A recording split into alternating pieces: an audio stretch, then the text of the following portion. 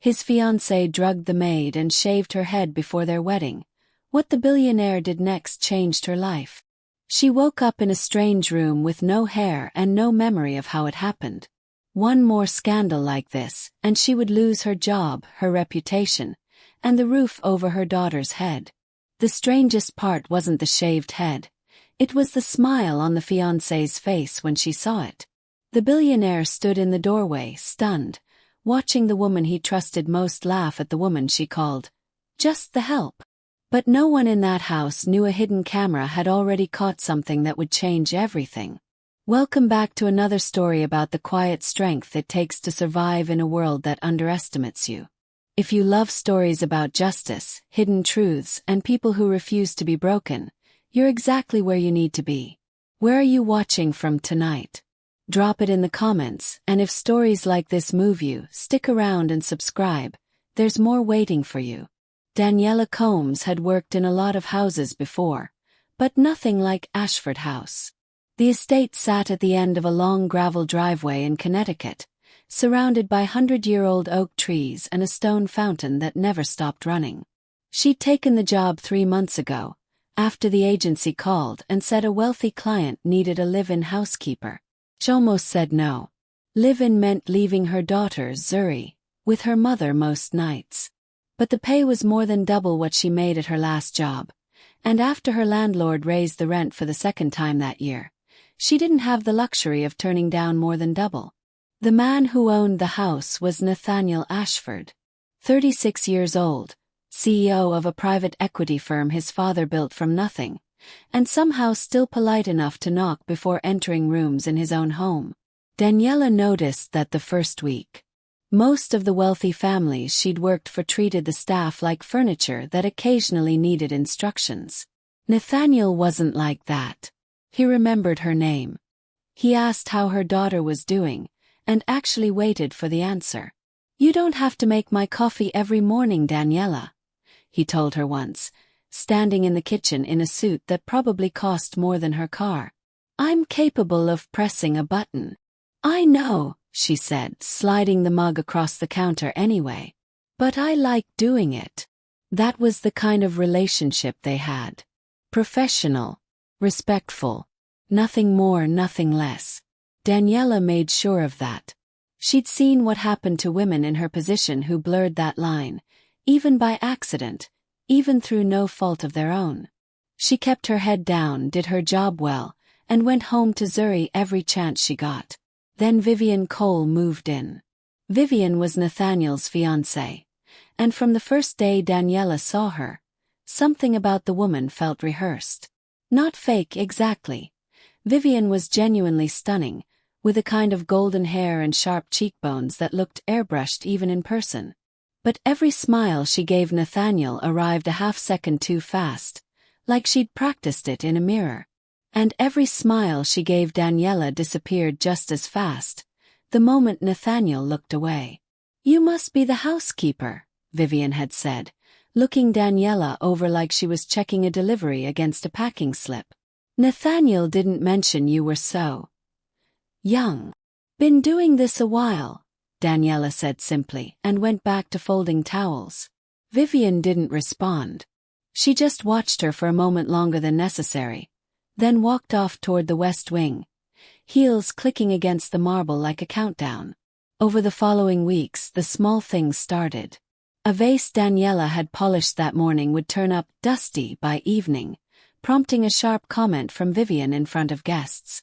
A blouse Daniela had hand-washed and hung to dry would mysteriously end up wrinkled on the floor, and Vivian would ask, loud enough for Nathaniel to hear from the next room, "Is thoroughness not part of the job description anymore?" Daniela never argued. She'd learned a long time ago that arguing with someone who wanted a reaction only fed them. She apologized when she needed to, corrected what needed correcting, and kept working. But she noticed Nathaniel starting to notice too. The tight set of his jaw when Vivian criticized her in front of company, the way he'd sometimes catch Daniela's eye afterward like he wanted to say something and didn't quite know what. "She's tougher on you than she needs to be," he told her one evening, catching her alone in the hallway. "I'll talk to her."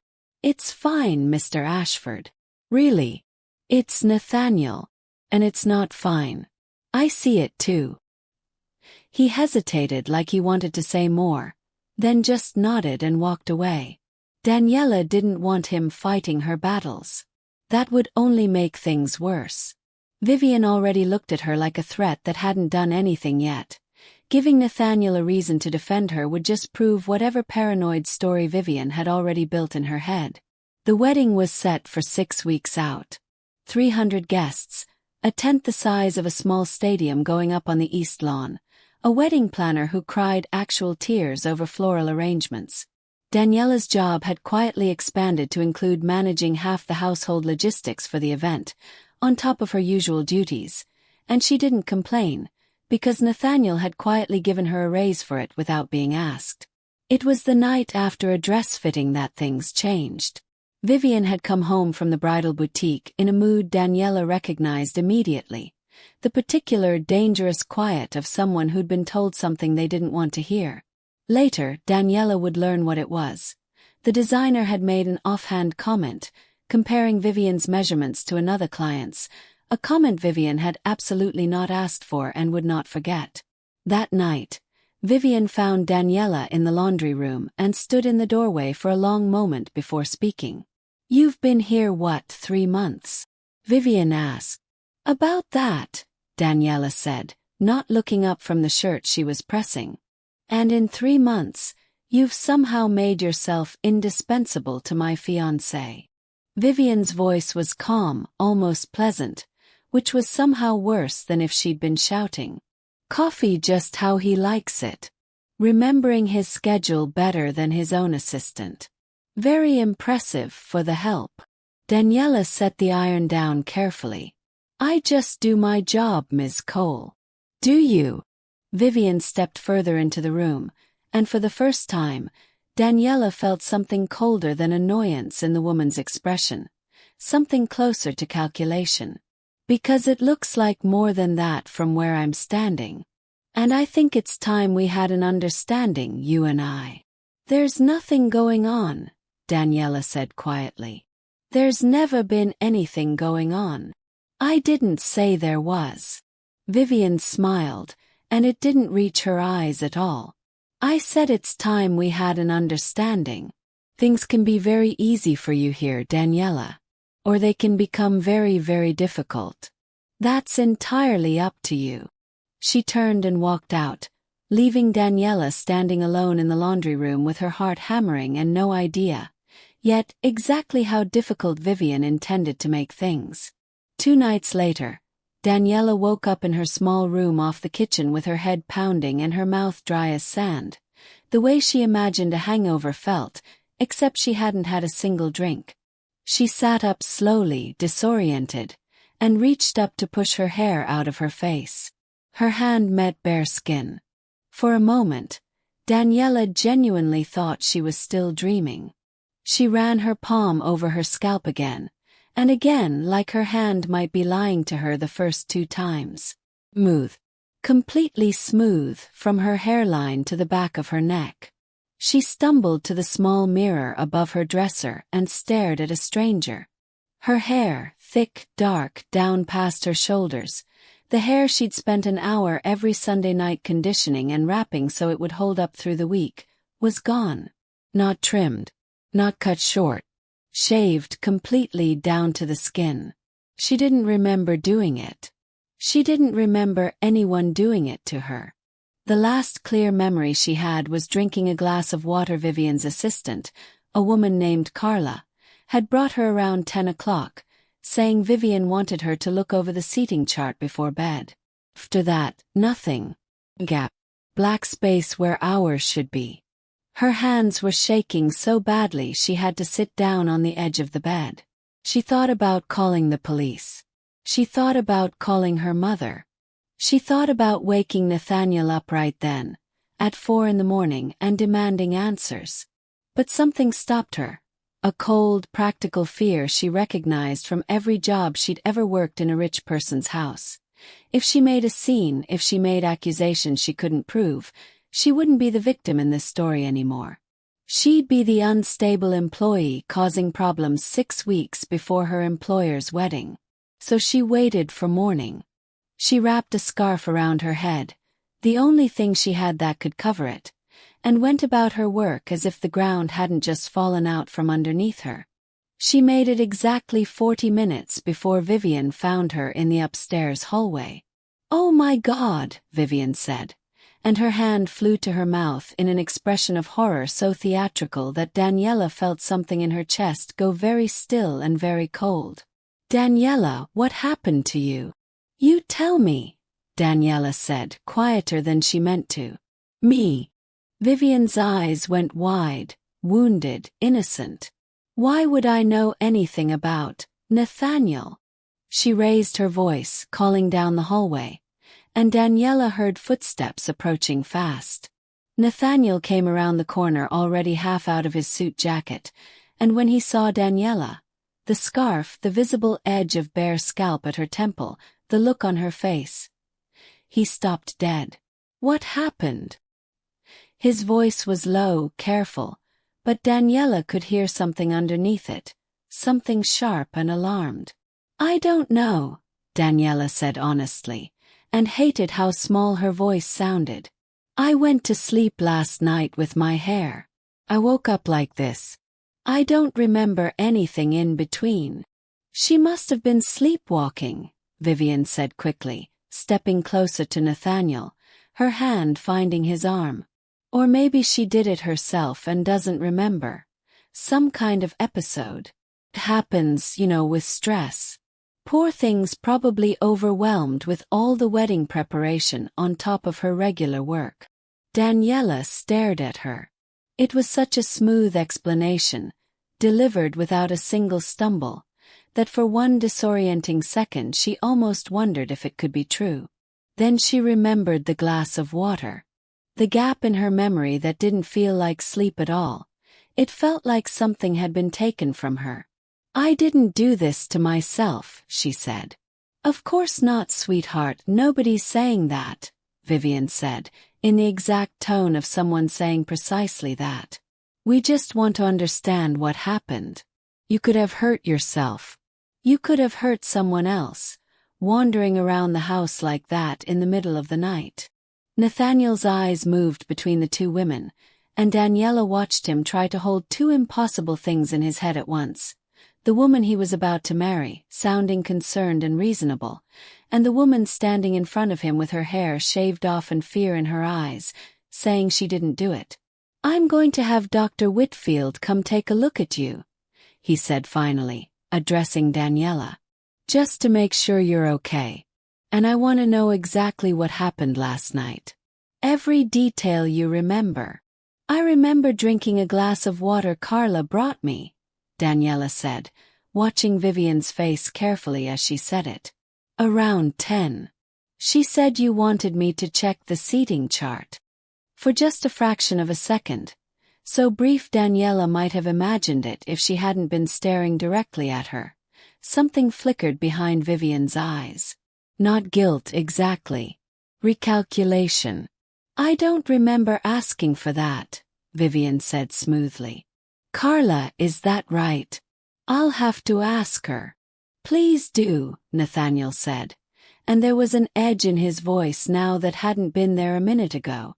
Carla, when questioned later that afternoon in the kitchen, went pale and stammered that Miss Cole had asked her to bring Daniela the water. Yes, around 10, with a seating chart request. And then, under Vivian's flat stare from across the room, quietly amended herself. Maybe she was misremembering. Maybe it had been a different night. She wasn't sure anymore. She had bills to pay and 2 kids in daycare. And Daniela understood with a sinking feeling exactly what kind of pressure had just been applied in that pause. Nathaniel didn't look satisfied. Daniela could see it, the tightness around his eyes, the way his jaw worked as he thanked Carla and let her go. He didn't say anything more about it that day. But that evening, walking past his study, Daniela glimpsed him on his laptop, and for just a second before he closed the screen, she thought she saw the household security app open, a list of camera feeds scrolling past. The doctor came the next morning, examined Daniela, and found no injuries, no signs of illness, nothing that would explain a memory gap of several hours except one thing: a faint puncture mark on the inside of her elbow, small enough that she never would have noticed it herself. "Have you had any blood work recently?" the doctor asked. "Any injections?" "No," Daniela said, staring at the small mark. "Nothing." The doctor made a note, said it could be nothing, an insect bite, an old blood draw she'd forgotten about. But the look on his face said he didn't entirely believe that either. Something had happened to her that night. Something deliberate. And somewhere in this house, on some camera she hadn't known was even there, there might be proof. Daniela wore a wig for the next 2 weeks. An old one of her mother's, a little too light for her skin tone, uncomfortable in the summer heat, and did her best to keep working like nothing had happened. It was harder than she expected.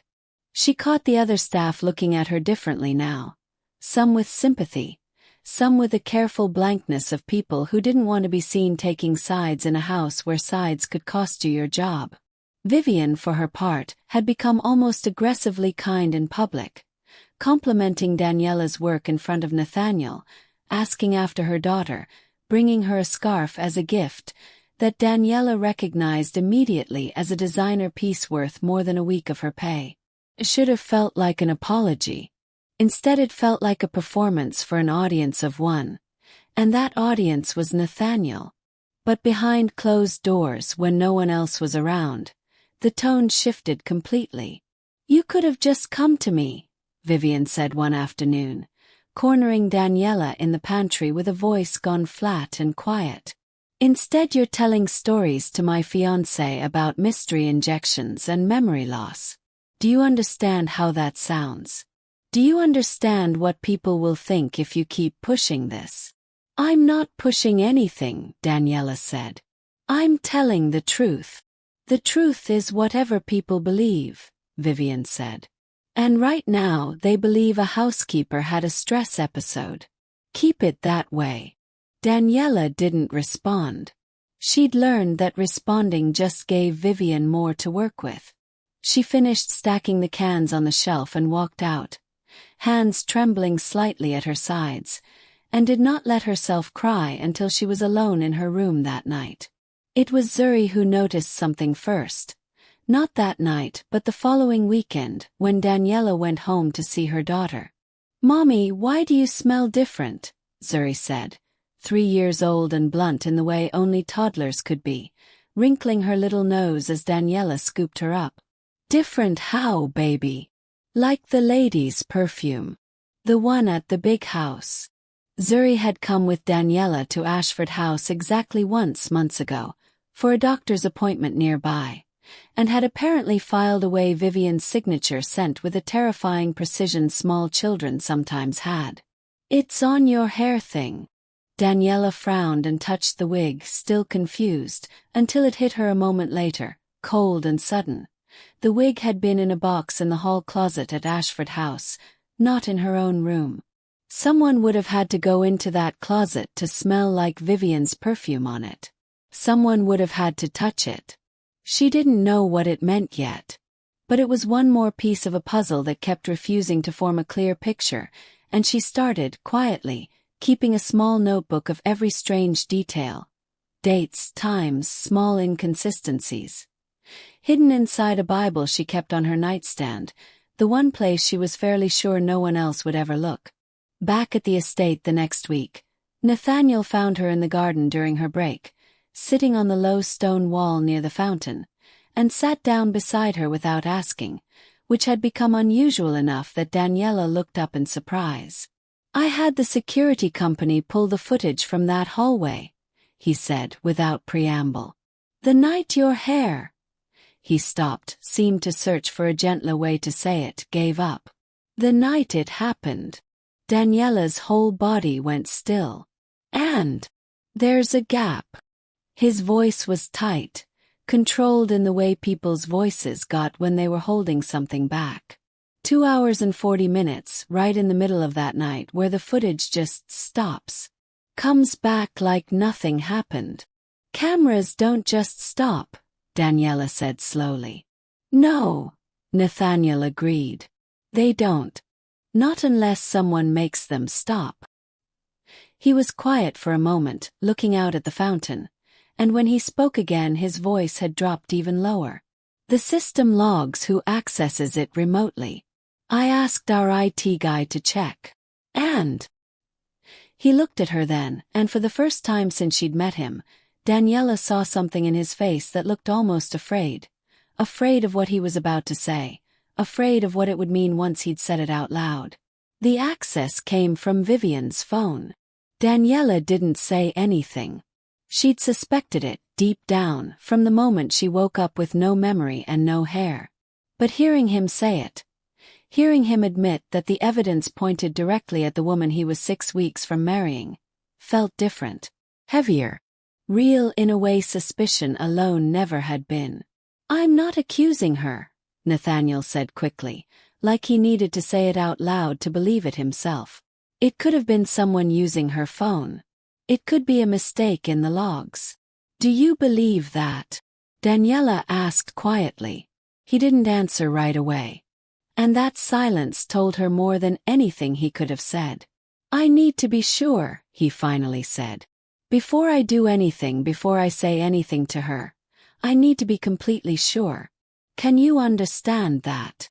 I understand, Daniela said, though something in her chest ached at how carefully he was still protecting Vivian, even now, even with a camera log pointing straight at her.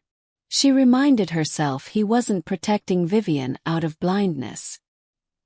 He was protecting himself from being wrong about someone he'd planned to spend his life with. That was a different thing. Human thing. There's something else, Nathaniel added, standing, brushing invisible dust from his trousers like he needed something to do with his hands. Vivian's been asking Carla and 2 of the other staff about you. Where you're from. Whether you have family nearby. Whether you've ever had problems, before, in past jobs. His jaw tightened. It felt less like curiosity and more like she was building a file. Daniela felt a chill move through her that had nothing to do with the evening air. Why would she need a file on me? Nathaniel looked at her, and for the first time, she saw real worry in his eyes. Not just suspicion of Vivian, but genuine concern for her. I don't know, he said. But I intend to find out. The wedding was 3 weeks away when the seating chart disappeared. It wasn't a small thing. The final chart had taken the wedding planner and Vivian nearly 2 months to finalize, accounting for 300 guests, a dozen family feuds, and at least 1 pair of exes who absolutely could not sit within 20 feet of each other. When it vanished from the shared planning folder the week before final printing, along with the vendor contact sheet Daniela had been maintaining, Vivian's reaction was immediate and explosive. She deleted it, Vivian said, storming into Nathaniel's study where Daniela happened to be dropping off the mail. This is sabotage, Nathaniel. She's trying to ruin the wedding. I didn't touch the file, Daniela said, keeping her voice level even as her pulse spiked. Oh, of course you didn't, Vivian snapped. Just like you didn't shave your own head for attention, right? Just another mysterious accident that happens to be your fault every single time. That's enough, Nathaniel said sharply, and both women turned to look at him, surprised by the force in his voice. He rarely raised it. Vivian, I checked the access logs myself 20 minutes ago before you even walked in here. The file wasn't deleted. It was moved to a folder under your login at 11:40 last night. The room went very quiet. That doesn't make sense, Vivian said, and for the first time since Daniela had known her, there was a genuine crack in her composure, a flicker of real panic beneath the practiced outrage. Someone must have accessed my account. Maybe Daniela. Daniela doesn't have your password, Nathaniel said. I do. And I didn't move it. Vivian's mouth opened and closed. Whatever explanation she'd been reaching for didn't arrive in time, and the silence stretched long enough to become its own kind of answer. I want to talk to Carla, Nathaniel said finally. quiet and controlled in a way that was somehow more unsettling than shouting would have been. "Now!" Carla arrived pale and visibly frightened, twisting her hands in her apron, and it took nearly 10 minutes of Nathaniel's patient, careful questioning. No accusations, just simple, direct questions, before she finally broke. "I didn't want to lie," Carla said, voice shaking, tears starting in her eyes. "Miss Cole told me if I said anything, I'd lose my job. She said no one would believe me over her anyway. I have 2 kids, Mr. Ashford. I couldn't risk it."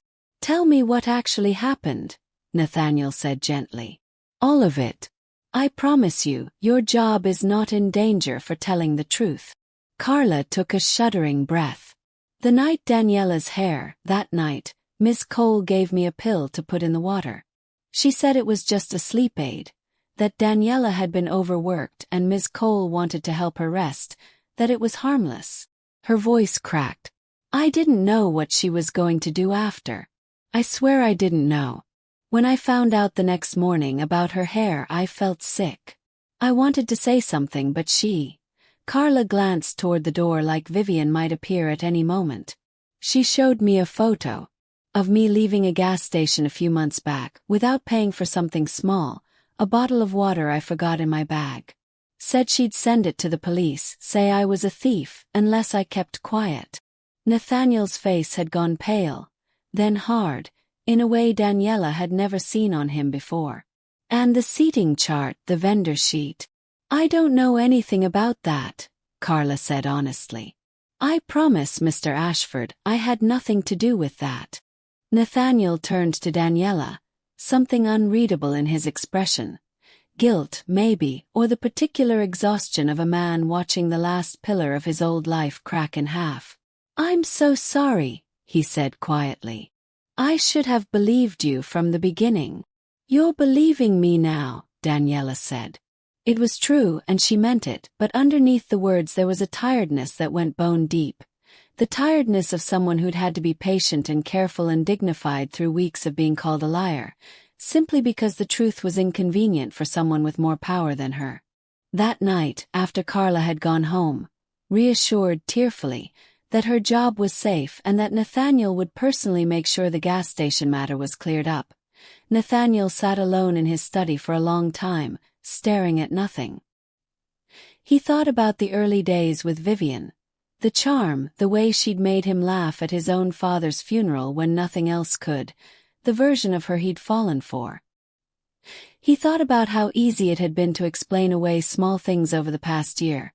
A friend who'd quietly warned him Vivian could be intense, an assistant who'd left abruptly 6 months into working for her, a string of small cruelties toward waitstaff and drivers that he'd chalked up to a bad day, a stressful week, anything other than what it actually was. He thought about the missing seating chart, moved deliberately under Vivian's own login, at nearly midnight, 3 weeks before their wedding. Not sabotage from an outsider, but a woman quietly, methodically trying to frame the person she saw as a threat. And he thought about Daniela, standing in that hallway 3 weeks ago with her hair gone and fear in her eyes, telling the truth to a room full of people determined not to believe her, and doing it anyway. He picked up his phone and called his lawyer. The next morning, he asked Vivian to meet him in the study. He didn't tell her why. Vivian walked into the study wearing white, which felt in hindsight like something out of a story too on the nose to be real. The bride-to-be dressed like innocence itself, 3 weeks before a wedding built on a foundation Nathaniel now understood was rotted through. "You wanted to talk," she said, smiling, settling into the chair across from his desk like nothing in the world was wrong. "Carla told me everything," Nathaniel said. No preamble. No easing into it. The sedative in the water. The threat you made to keep her quiet. The camera access logs with your login on them. The seating chart moved under your account at midnight. Vivian's smile didn't waver right away. It took a full second to catch up with what he'd said. And in that second, Daniela, standing quietly by the door where Nathaniel had asked her to wait, saw the exact moment the performance finally ran out of road. "Nathaniel, she's lying or confused or..." I have the logs, Vivian. I have Carla's statement in writing. I have a doctor's note about an injection mark that appeared the same night the cameras went dark for 2 hours and 40 minutes. His voice was steady, but Daniela could hear what it cost him to keep it that way. I'm not asking you to explain it. I already know. You're choosing her, Vivian said, and her voice cracked into something uglier now, the mask gone entirely. You're actually choosing the maid over me. I'm not choosing anyone, Nathaniel said. You did this. You drugged a woman in my house, cut off her hair while she couldn't defend herself, and then spent 3 weeks calling her a liar to my face while I questioned my own judgment trying to be fair to you. This isn't a competition you lost. It's something you did. She was always going to be a problem, Vivian said, and there was something almost pleading in it now, an attempt to make him understand. The way you looked at her, the way the staff talked about her. Everyone could see it, Nathaniel, everyone but you. I was protecting what we had. There was nothing between us to protect from her, Nathaniel said quietly. There was only ever you and your fear turning into something cruel enough to hurt someone who never did anything to you except her job well. Vivian didn't have an answer for that. She sat very still for a long moment, and then, without another word, she stood, gathered the small amount of dignity she had left, and walked out of the study.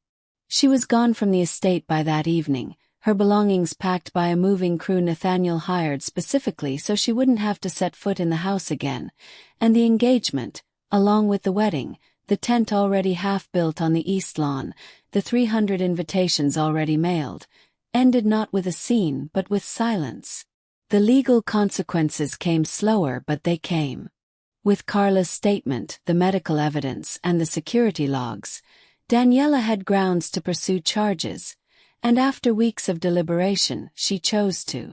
It wasn't about revenge, she told Nathaniel one evening, weeks later, sitting again on that same stone wall by the fountain. It was about making sure Vivian understood, in a way she couldn't argue or manipulate her way out of, that what she'd done had a name and a consequence. Vivian was ultimately charged with administering a substance without consent and unlawful surveillance, and reached a plea agreement that included a suspended sentence, mandatory counseling, and a restraining order Daniela had specifically requested. Not out of fear, but because she wanted a clean, hard line between that chapter of her life and whatever came next. If you were in her position, Nathaniel asked Daniela once, months later, would you have stayed quiet if it had meant keeping the job, keeping things simple? A lot of people would have. Daniela thought about it for a long moment, watching the fountain catch the last of the evening light. I thought about it, she admitted, more than once. But I have a daughter who's going to grow up watching how I handle the hard days. I wasn't going to teach her that silence is the price of survival. Nathaniel didn't say anything else. He didn't need to. Her hair grew back slowly over the following months, first in soft dark stubble and then by winter, in loose curls she wore short and unapologetic, a style she found unexpectedly that she loved. Nathaniel gave her a raise that had nothing to do with expanded duties, and everything to do with quietly correcting months of being underpaid for the trust she'd carried in that house. He also, without much fanfare, funded a scholarship account for Zuri, not as charity, he insisted, but as recognition of what Daniela's strength had taught him about the kind of character he wanted to build his life around going forward. They didn't rush into anything. There was no dramatic declaration, no fairy tale proposal in the weeks that followed. What grew between them grew slowly, honestly, built on something neither of them had experienced with anyone else in that house. Simple, steady trust, without performance, without fear. A year later, Zuri sat on the same stone wall by the fountain, swinging her small legs, watching the water catch the light exactly the way her mother had months before. "Mommy," she said, tilting her head, studying Daniela's short curls with the same blunt 3-year-old honesty she brought to everything. "Your hair's pretty now." Daniela smiled, pulling her daughter into her lap, and looked out at the fountain, at the house behind it, at the life she'd rebuilt out of something that had once tried to break her. "It always was, baby," she said softly. "It just needed time to grow back right." If you were in Daniela's position, would you have stayed silent to keep your job, or told the truth no matter the cost? Let us know in the comments. If this story moved you, subscribe for more, and we'll see you in the next one.